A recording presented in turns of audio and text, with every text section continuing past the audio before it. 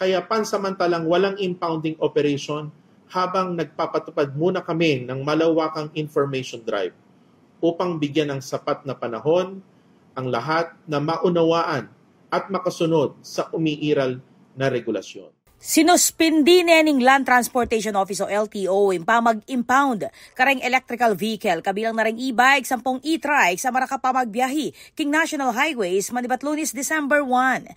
King video message ngening Domingo. Sinabi ng LTO Chief Marcos Lacanilaw na pa mo isunduing strict enforcement ng impounding hanggang January 2, 2026. Bagkus, gawaya pa mo ng ahensyang malawakang information drive bang ipabalo kareng motorista na bawal na pa mo ring magbiyay reng e-vehicles king national roads.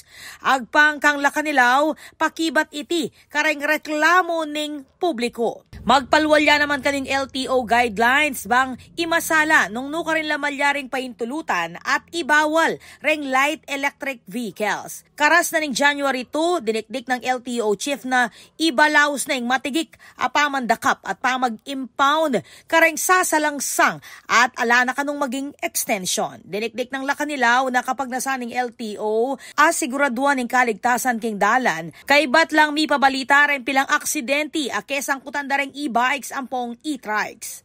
Ako po, Patricia Mamangon para King News Force Pampanga. Balitang tutuking balen, susuyo.